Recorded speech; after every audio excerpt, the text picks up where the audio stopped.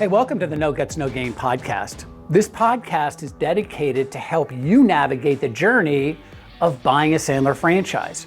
So whether you've just started the investigation or you're knee deep into the decision process, we've got you covered. Hi, I'm Dave Mattson, Executive Chairman and President of Franchising here at Sandler. In each episode, I'm interviewing a Sandler franchisee who is in your shoes. Now, maybe they were investigating 2 years ago or 2 months ago, but they're gonna share their experiences, their insights, the questions that they had when they were sitting in your chair. The goal of the podcast is to provide you valuable information and firsthand accounts from their perspective that will help you in your decision-making process for you and your family. So sit back, relax, and get ready to hear from those who've already jumped into entrepreneurship with a Sandler franchise. Hey, James, how are you? It's good to see you. Thanks, Dave. Hey, welcome to the podcast. As you know, you certainly have been with us now for almost 7 years, which it seems like it was just yesterday, honestly, that we spent some time together. And I wanted to kind of maybe shape our conversation in 3 big buckets, if we could. One is, like, what was James doing and who was James prior to Sandler? Let's get a little background on where you came from.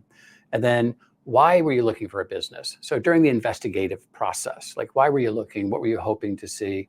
And then we'll go to, now that you are a franchisee for, as I said, almost 7 years, and quite frankly, one of our top producers outside of the United States, which is fantastic. So kudos. I always say that to you. Super proud of you. And so I think we're just trying to share the journey that you went through with those who are just entering into the journey of, should I own my own business? So if we go back in time, if you can go back almost 7 years ago, tell us a bit about your background. Were you in sales? Were you give us a little, who's James? Yeah, so this is my 3rd career, as I like to call it. I did my initial career. I was in the diamond exporting business for about 12 years when I began in business. Focusing mainly on sales, but also on buying and also connecting the dots between buying and selling, which was always very interesting. And then in 2008, when I realized that diamonds is probably the last thing people are going to buy when there's a recession, and I got into tech because that was just really starting to take off, especially here in Israel. I really built my career from the ground up in high tech. But what I did notice along the way, it was very frustrating for me, and it was also, I think it was frustrating for the people that were leading me, is that no one really had any process in place. Everyone was winging it. I had a decent career, and my last role as VP sales, I was in the fintech space, doing well. But again, it's just the gap between what we could be doing and should be doing with regard and the results. It was constantly on my mind, thinking, wait a second, things should be more efficient, and I shouldn't be so agitated and aggravated doing something that I chose to do to make a good living. And so, you have the career piece, but then are you really happy with the career? Are you really getting the most out of sales? And people either fall into sales or they choose to get into sales. Sometimes we fall into sales telling ourselves that we choose to get into sales. And I think that it's a very fulfilling profession, but I don't think I took the profession as seriously as I could have or should have until that period when I realized there's probably more to sales than just showing up and, giving a demo and hoping for the best. So you went from diamonds, was that a B2C or was that like a wholesale? It was actually B2B. It was Okay. B2B. And then you went into B2B. tech. Now, big volume transactions, and then into tech, small okay, volume and transactions. you were a leader, but were you in sales or did you just go right into sales leadership? Oh, no, I was in sales. So I literally, when I got into tech, I kind of had to reinvent myself. Okay. And I started off in an SDR role, literally grew from company to company, from role to role. Oh yeah, I went through the whole thing and I've experienced everything. And the last role was VP sales. And at that point, I'm like, and as a VP sales, sometimes you can get sandwiched and you really see leadership doing, you just see it. Shake your head. Yeah. So Were you now, if I go back in time, because I think there's like two, maybe a couple categories of people looking to be an entrepreneur. One is I'm out of a job. If I'm ever going to do it, now's the time, right? Because, or I have a job, but I realize that I don't want that phone call to come, when I'm not expecting it, saying, we love what you did, but unfortunately we don't need you moving forward. And so, there's that in between. Like, so were you employed when you started looking for an opportunity, or were you kind of forced into it because you were on the street, as they say? Yeah, so it's funny. I wasn't forced into this. I actually discovered Sandler by accident. So I have an interesting story. I left the role I was in because I was literally selling more than they could handle. And I'm thinking to myself, wait, there's got to be a better way to do things. I was looking for my next gig, and I literally fell into an interview. It was completely random. It was just a sales job. I wasn't even focusing on a sales job, but yes, I was at the point where I was maybe in a little bit of a survival mode because I got 4 kids. And this interview, the VP sales that was interviewing me says, James, do you mind if he's doing role plays? I'm like, that's pretty good. Do you mind if we do it the other way around? I'm like, what are you talking about? He says, well, we just came back and got some training abroad, and I'd like to show you what we learned. I'm like, go ahead. And we're doing these role plays. And I'm thinking to myself, my goodness, this is pretty So cool. different. So different. Yeah. What did you say this was called? He's like, he's doing that front contract, and he's doing the paint step, and he's reversing me in the silver bullets. I'm like, all the Sandler stuff. All the Sandler stuff. And I'm like, and he's like, this is called Sandler. And I say, interesting, tell me more. And he's giving me an idea of what this is all about. And I take this little piece of paper, I write down the word Sandler on this little piece of paper, and I put it in my pocket. A month later, he didn't hire me, thank God. A month later, I find this little piece of paper on my dresser, and I open it up, and I said, okay, check it out, come on the website. And this was 7 years ago, so I'm sure you remember what the website looked like back then. And I was like, wow, Sandler's, this is all over the place, and they're not here. And so I literally reached out, and that was how I started to discover the world of Sandler. I've never heard of it before. So you bumped into it. Completely. I don't really believe that we bump into stuff. I believe that there's things that are just they're there at the right place at the right moment. We have to take action. If I didn't take action, if I didn't write down that name, if I did not reach out, if I did not, So that's how I began. And Kevin from the team back then reached out, and I came in for discovery. And I didn't know any of this stuff. He's like, come and see, come and feel it, come and see what this is about. Which is a big commitment. You flew halfway across the world. Flew halfway across the world. Came to Orlando to the conference back then, 2018, if I'm not mistaken, no, 2017. And I was just blown away right off the bat. I remember one of your trainers gave us a buyer seller dance talk, showed us a little bit about the gaps that I've been experiencing my entire career. And I'm thinking to myself, my goodness, that everything she's showing us is that's what's going on in the world. I can't believe this. And then meeting the trainers. Another compelling event was literally just meeting a bunch of very different people that yet had a very common alignment towards how they see the world of sales and leadership, which I found to be the energy. Refreshing. And 100%. It was not only refreshing, I think it was really, there's a better way on how to sell, where you can actually enhance the self-value. You're doing things for the right reasons. And most importantly, I think it's really enjoying that profession of sales. I think in any profession, we enjoy it if we're in control of what we're doing, and we have the freedom of time, money, relationships, and purpose. And I think at Sandler, that's definitely 100% one of the reasons that I chose to join this business and this network.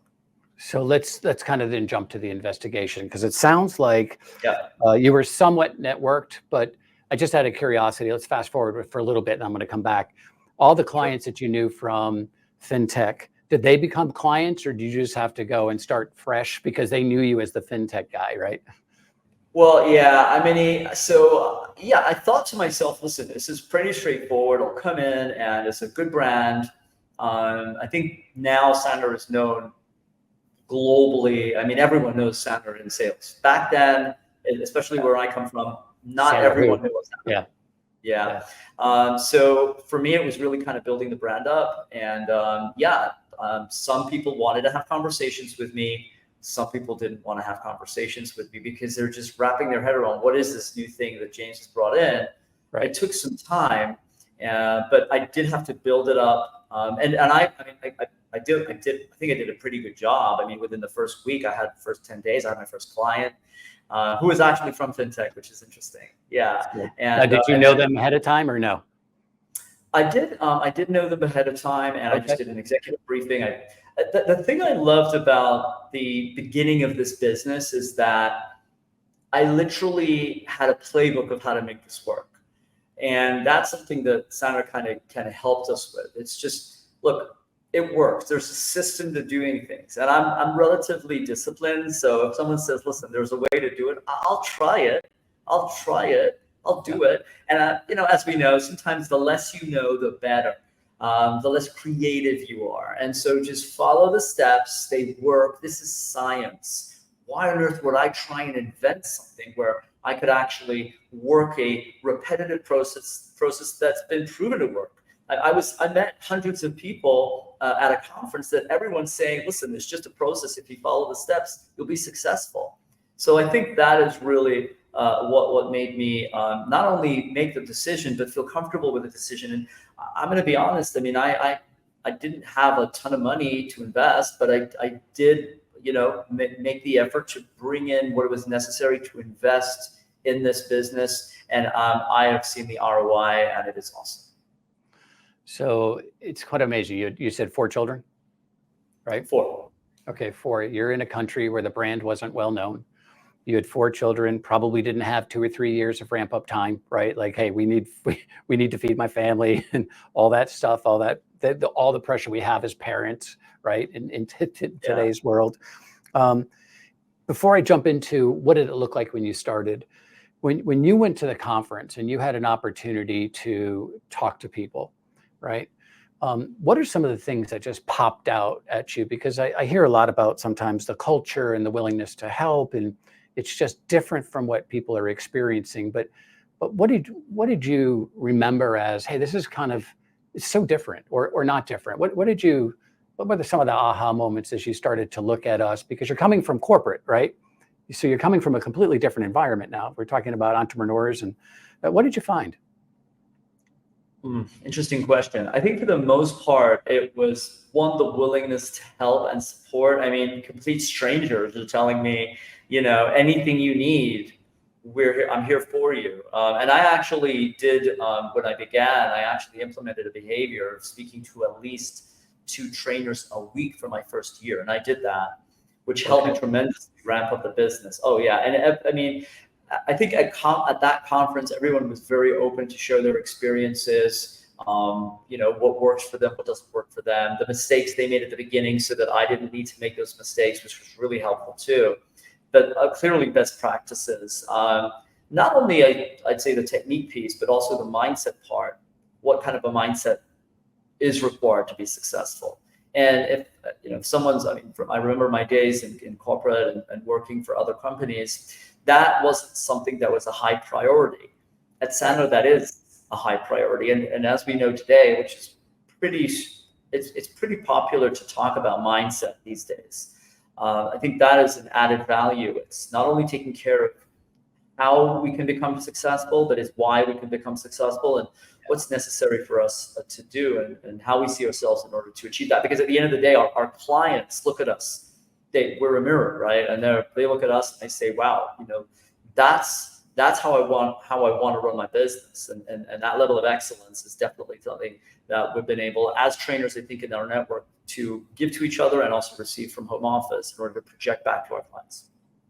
I agree. I think one of the things as people look back is that the culture here is completely different than the culture that you come from, which is, this is my patch. Don't stay out of my patch. This is my territory as a sales rep, as an example, or I want to make sure that I've got all the resources necessary for my team if you're a leader. Where here is, whatever we can do to help, which I've always found amazing, and it's true today. Certainly as people overcome obstacles, whether it's personally or professionally as well, I think people are jumping in to help all the time, which is amazing to me. But go back in the beginning days for a second. You just start, right? Yeah. Let's talk a little bit about, you said you did an executive briefing, which is for us, it's a talk in front of strangers that kind of gives an overview of what they're currently experiencing. And they're like, oh my gosh, that is me. And then how Sandler solves it. And we'll go over that in a discovery day. But what was the first 6 or 7 months looking like for you? So I'm looking for, hey, what type of support did you get from us? And what was that on-ramp? And then what was that first what did you do activity-wise in that first, let's say, 6 months or so? What did it look like for you? Well, I think obviously, clearly, it's building the business, it's bringing in new clients. I think that's the number one focus. Yeah. And I think it's true for any business. And the essence of Sandler is, many times we get into this business because we're hoping to have a training or coaching business. But again, at the end of the day, we have to sell in order to bring in those clients. And not only that, we have to be a product of our product. So when I really wrapped my head around that concept very early. And when Kevin, my coach back then, he said to me, James, you have to be the product of the product. So when they see you do what you do, then they say, wow, there's something there that we need too. I was calling on CEOs. That was my strategy. So I would call them. I'm not the one, I don't like to cold call pretty much like everybody else, but I didn't call it cold calling. I just call it business calls. I just call it, the ability for us to really focus on bringing in the right people for the right reasons and uncovering their issues, which was pretty straightforward because everyone has sales issues. I mean, pretty much anyone I call on has sales issues. Pretty easy. You just have to engage. So I found prospecting, working on my ability to train and deliver content as well. That was another thing that I found to be tremendously helpful from my coaches at home office. And so that was my focus. It was prospecting, selling, and delivery, becoming a better trainer, a better coach in order to provide my clients with other success. Now, were you coaching and were you training prior in your other role as a executive from a salesperson? So believe it or not, my biggest fear, the biggest fear I ever had is public speaking. And I remember the first time I actually got in front of that executive briefing, I was shaking like a leaf. And I remember when we met back at initial training, and I asked you, Dave, how do you do it? I'm terrified. And you said, James, don't worry, you just warm up and you start to fly. I don't know if you remember that. And that's literally how it is today. So, I mean, you can get in front of an audience, get in front of the right, and just warm up and you just start to fly. Because we own this content. And if you can sell it, you can train it. And if you can train it, you can sell it. And so, in my opinion, at the end of the day, we're here to help our clients not only sell better, but I think this stuff actually helps them lead better lives, more fulfilling lives. This changes not only their sales, but it improves the way they look at life, the way they lead their people, and of course, their self-value.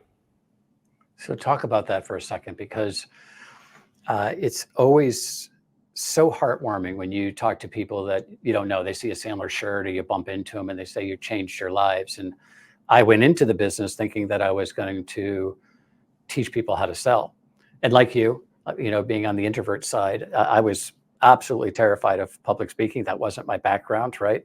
But I followed the leaders' guides and I practice, and you get better and better. And as you said, they don't know what you're going to say, so whatever you say is good, right? But it was a real fear.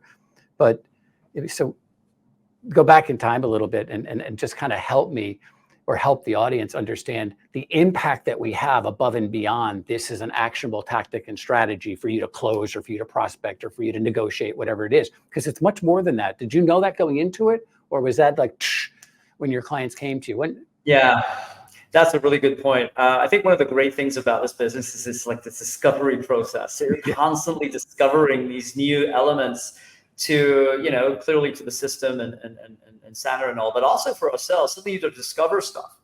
And I think that's that amazing piece of this journey. It's not just a business to make money or to pay the bills. This is a journey that, yes, I believe you can make as much money as you want, but or you put your effort to, but this is also very fulfilling because I think a lot of what differentiates Sandler than any other methodology or training company out there is that we really do care and implement the mindset piece. It's the self-value piece.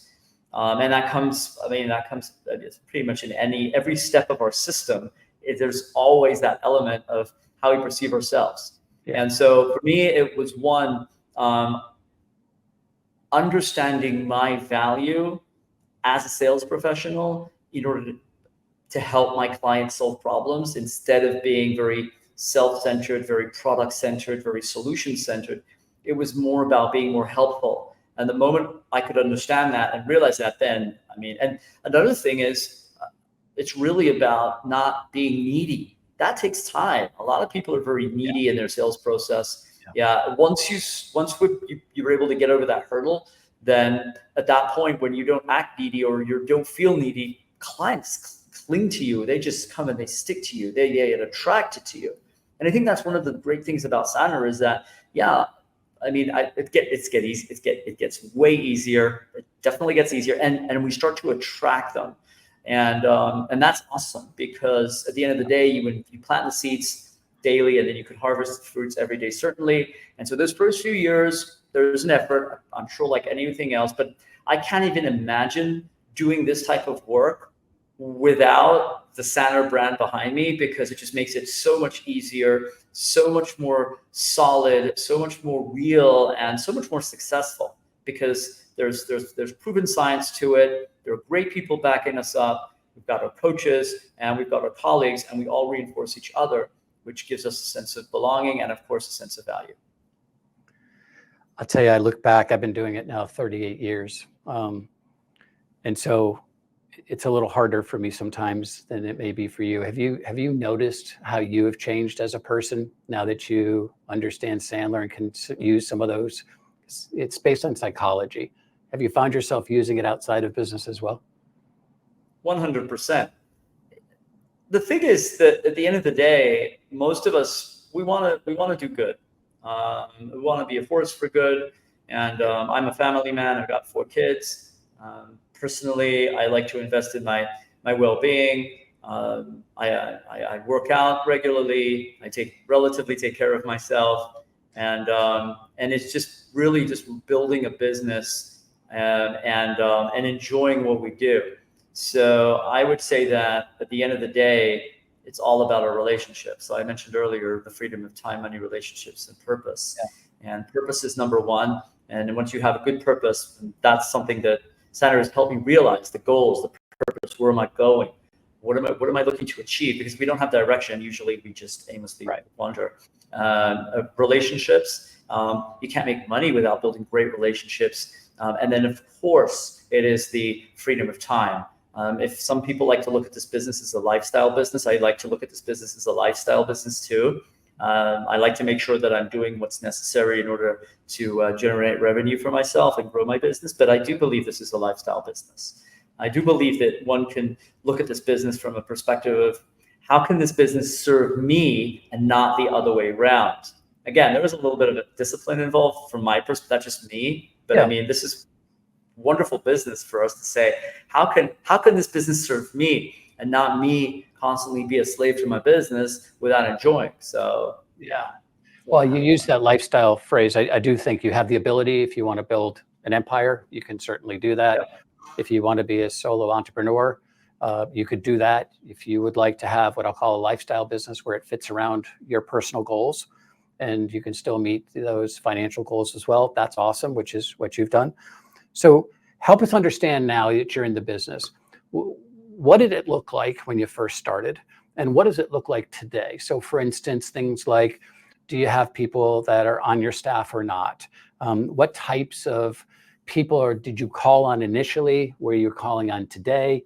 And the types of services, did you just start with training? Did you go into management immediately? Did you do consulting? Paint us a picture. Yeah, so initially I started mainly with the sales performance piece. Okay. But what I did find very early in getting in was I was calling on CEOs, and I did find that CEOs were struggling in that leadership role. So I did do quite a bit of CEO coaching and leadership coaching and a management program, simply because I found that the CEOs struggle. I have a model called MAGIC, MAGIC. I've spoken about it at a few conferences. And M stands for making decisions. They just tell me that they're struggling to make decisions, or their people don't make decisions and they have to make other people's decisions. A stands for accountability. They're struggling to hold their people accountable, or they don't have an environment where they can get held accountable. G is growth, personal and professional. They feel they're driving, pushing their businesses and struggling, but then they're getting left behind. They're not growing. They're not developing personally or professionally. I stands for isolation, relief, and imposter syndrome. So they feel lonely. They don't have an environment where they can share their issues. Imposter syndrome, a lot of them struggle with imposter syndrome stuff, where they know it's not even real. It's just in their head, but it is paralyzing them. And that's why they feel they're not reaching the potential that they can. By the way, not only in business, in other areas of life as well. Sure. And then finally is change management. Change management for them can become extremely, it could create a lot of friction, both professionally and personally, which then leads to conflict management. And you know what? When I developed that model, I kind of thought of myself before getting into this business, because I was struggling with all of that stuff. Yeah. And I'm not struggling with that stuff anymore. But what I did find is that many leaders do. And so working with leaders alongside, because everyone wants to fix their sales, and that's great. And that, everyone say, well, if I fix my sales, hopefully I'll create more revenue and then all my problems will be solved. But we all know that's not usually the case. Right. Yes, we help you establish a really strong, powerful, repetitive process so that you can generate revenue and maintain growth.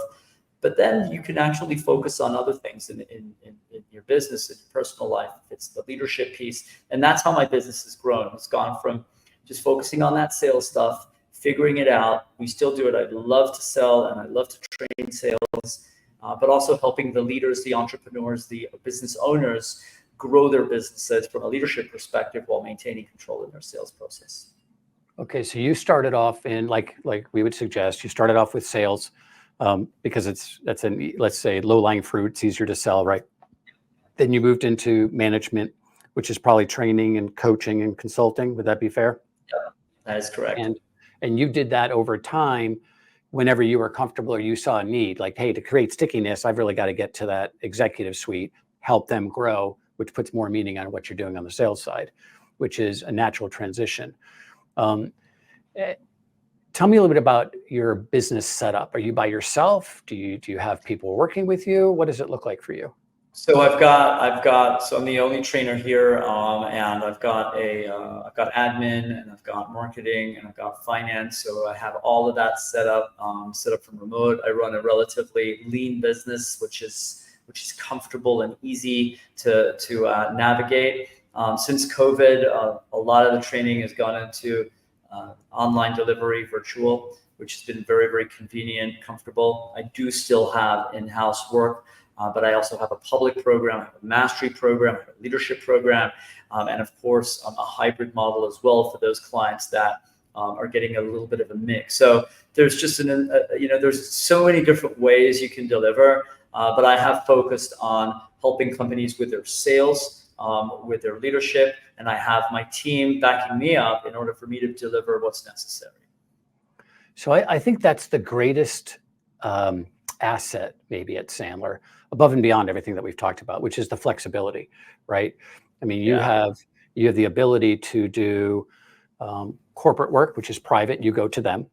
You have the public, which is they come to you, and you can have a balance of whatever you would like, and certainly we can help you with that suggestion. But then you also have who you're going to serve, whether it's salespeople, sales managers, customer success, sales engineers, entrepreneurs, the whole gamut, which I think that flexibility is awesome, and you can grow into that. People always, when they're looking at the franchise, will always say, well, what about X, Y, and Z? I'd like to do that. And I always say, you're never going to outgrow all the content that we have. You're never going to use it all. It's impossible to use it all. There's just so many different things based on persona. But as I go through, that's today. Before we talk about obstacles and what's going on and how this business kind of deals with the things that are going on in the outside world, which we'll get to here in a second, what do you see your business moving into? Like, if you look out 2 years, is it going to be the same? Do you see some changes in your business or based on the environment? What do you see? So over the past year or two, there are other, not only the sales piece, but there's a customer success piece, which is very, very big, which should not be ignored. Right. And there are solutions. We have solutions for that. And so a huge part of how I see things is helping companies with that customer success piece. Because a lot of companies are focusing so much on bringing in new clients, they're struggling to maintain them, to grow them. And as we know, there's I don't know if this is a Sandler rule, but I do know that your best customer is your competitor's number one prospect. That's right. And so how do we actually make sure that we are how are we growing them and really building those relationships? Because if a customer is successful, you are successful. And so that's a huge part of where I see this business going. I'm investing a huge amount of my efforts in order to start helping organizations realize that there is a solution for this. Okay, I think they all know they have a problem. The only thing is that they know that there's a solution. And so, I'm growing the business. Looking forward to increasing the amount of people that will be doing delivery locally. I'm out in Israel, and so people train in English and in Hebrew, and so hoping to grow the business. I have an idea and a goal with regards to bringing in more trainers down the line. I like to sell, I like to train, but I do also like to have time with my family and my wife and spend time giving back time to myself. I'm 50 years old. So I think this is a great opportunity for me to enjoy life and but also still enjoy my business. One last question before we go on to the current reality here. What questions, if any, did you want to make sure that you asked as you were looking, or now that you've been in it for a while, you would help others that are just beginning that journey that they may want to ask that maybe I haven't thought about as I start to investigate Sandler or anything else, quite frankly? Anything pop? Yeah. Well, I mean, I remember the questions I asked back then is like, how does it work? And why does it work? All of this, I had a lot of whys and hows questions. I think the main question people need to ask, and this is the number one question that I asked Kevin. I said, when I began this business, and I asked him, got to ask you, how do I make this work? And he said to me, I'll tell you what not to do. I'll tell you what people do that they fail. And I said, what is it? He said, the last thing you want to do, what you don't want to do, if you want to fail, then get ready to get ready. Yeah. And I think the number one question someone needs to ask is, how can I take action to begin? Because if we don't start, we'll never feel success. We'll never understand what it's really about. And I think that everyone's preparing to prepare. I think this is true for any business. I'd say this to my clients too. If you're constantly preparing to prepare and getting ready to get ready, you'll never start and nothing will happen. And I think the number one question people need to be asking is, how can I start this? How can I start this? How can I get my toes wet? And take those steps, even baby steps, in order to start to build momentum, because it's just like, start propelling yourself forward. What does your day look like now? If you had to time block it, what's it look like for you? So, I'm happy to, so I wake up super early. I'm like up at like 4:30. I wake up, I journal for 30 minutes. I used to journal for an hour, and I learned this from Sandler, changed my life. I'll journal for 30 minutes. This morning, I journaled for about 7 minutes because I got up a little later. I meditate for about 5 minutes, and then I work out for an hour at least. I run 4 times a week, and then I do weights and resistance training 3 times a week. I'm done by 7 a.m. So imagine that, getting all that stuff out of my system by 7 a.m., prep the kids for school. I'm in the office at 9 a.m. And then, ready to train, ready to help my clients become successful. That's really kind of just how I think that is really the component. I think that is, in my opinion, the formula for success. We talk about our BAT triangle. It's right at the top there, body, mind, and spirit. So I think that's number one thing we have to do is take care of ourselves. My day usually splits into my selling, my training, and my consulting or coaching. Okay. So I have days that I blocked out for training. It's my delivery days. So I know I'm going, that's happening. And my calendar is very structured. So I do have the time to do what's necessary. My prospecting and selling time is also blocked in. So I know exactly what I'm going to be doing that. Everything is very structured and easy. At the beginning, it was a little difficult because I wasn't used to it. But now, yeah, I mean, I know exactly what's supposed to happen.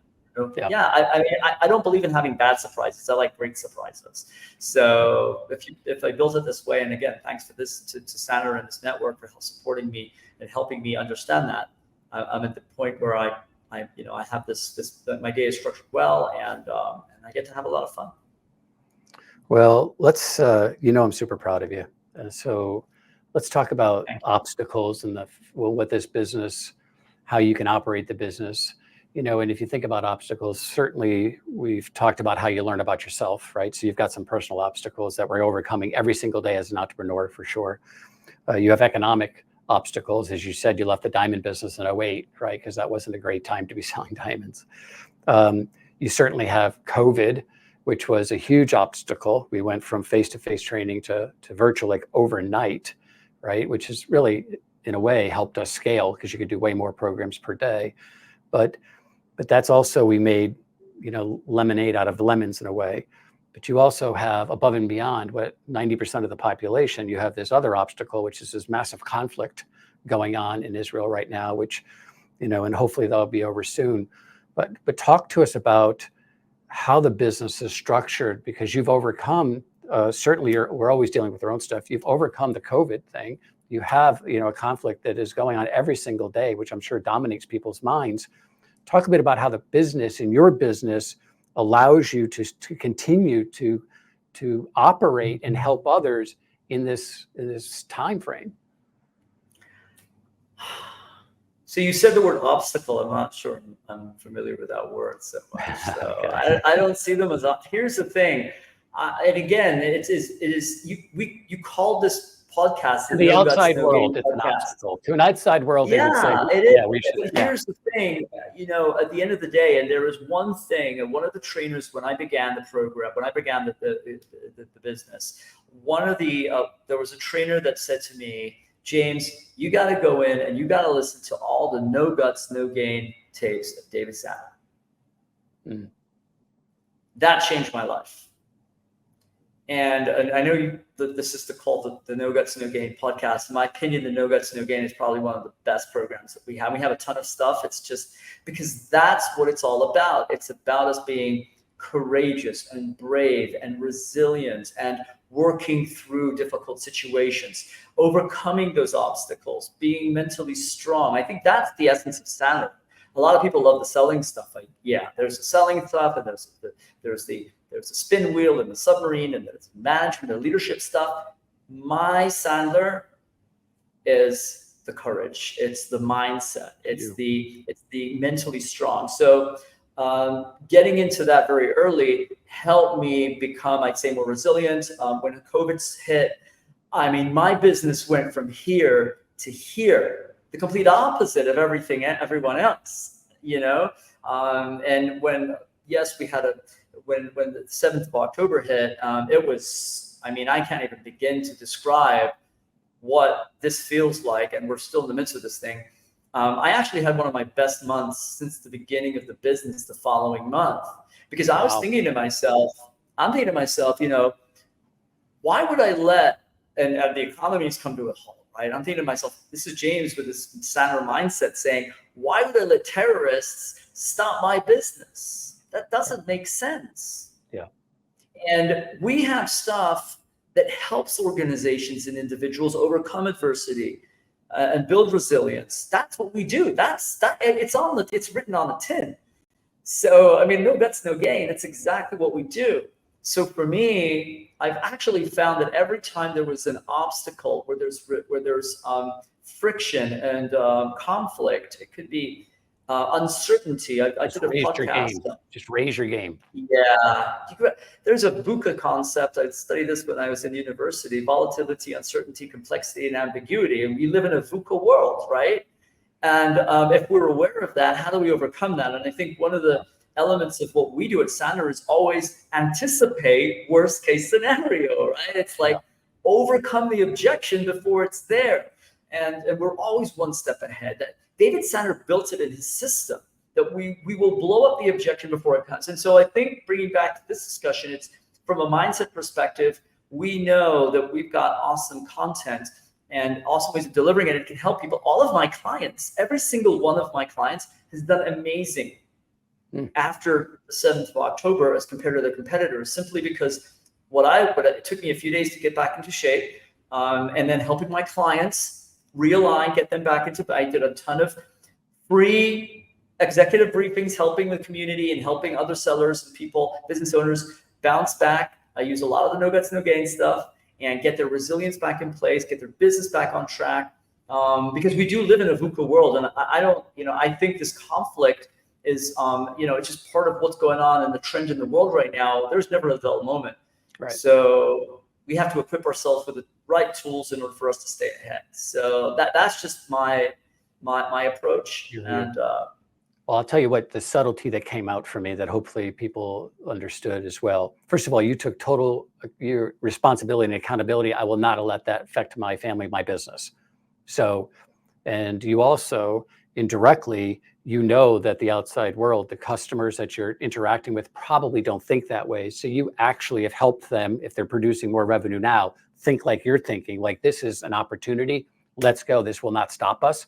And that mindset, along with the tactics and strategies that you're teaching, that's a winning combination. So, like even in COVID, a lot of our clients around the world did much better than they did before because their competitors were sitting around saying, it's over. What are we doing? Oh my gosh. Whereas you, led by example, said, this is an opportunity, let's go, which is awesome. Hey, last question for you, because I know you've got a consulting gig to go to. If you had to do it over again, is there one or two things that you would do differently now that you look back and you've got 7 years of experience under your belt? There's one thing I would definitely do differently. I would start way earlier. Do this very, very earlier than I did. So all I can say is I would do it all over again. I would do it all over again and in a heartbeat. And I'm very grateful for the opportunity, and I'm very grateful to you, Dave, and your team at Home Office, but also for the network. I mean, I'm surrounded by the most empowering, amazing people, and that have courage, that are gutsy, that know how to be vulnerable as necessary, that know how to be assertive, know how to get me in line as colleagues. And I don't know any other network or environment where they have this type of support. So all I can say is keep up the great work, and I'm looking forward to many, many more years of success together. Well, you certainly are the epitome of the Sandler brand, and so kudos to you. Look forward to seeing you at the upcoming conference. Talk to you soon. For more information on Sandler franchising opportunities, go to sandler.com/franchising. And don't forget to subscribe to the No Guts, No Gain podcast on your favorite app.